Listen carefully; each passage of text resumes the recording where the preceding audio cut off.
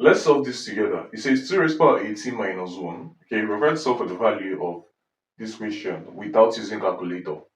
Now, the first thing we can do here is to say that when you have a raised to power m, or raised to the power of n is equal to a raised power m multiplied by n. So you can write this as 2 raised to power 9 all squared, okay? Because 9 times 2 is 18 minus 1, and then 1 can be written as 1 squared, okay? If you look closely, we have two squares and we have minus between them. This is also a difference of two squares. And what does the law state? The law states that when we have a squared minus b squared, it's equal to a plus b multiplied by a minus b, okay?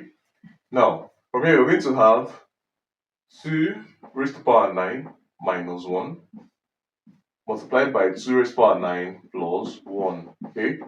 That's what this becomes. And this becomes equal to, okay, 2 raised to power 9 is 512, okay? So let's write by this side. 2 raised to power 9 is equal to 512, okay? So 512 minus 1 is, so we have 511 here, multiplied by 512 plus 1 is 513, okay?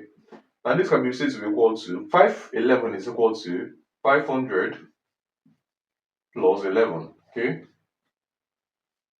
Now 513 is written as 500 plus 13, okay? We can now multiply these two. So we have 500 times 500, which is 500 squared, okay? And we have 500, so we have plus 500 into 11 plus 13, okay? And for the last value, we have 13 times 11, okay? So we have plus 13 times 11, okay? So this becomes equal to 500 squared is 250,000, okay?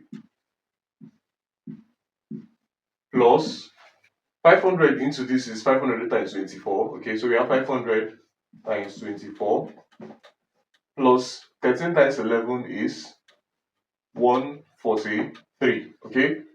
Now, this becomes equal to, so we have 250,000 plus 500 times 24 is,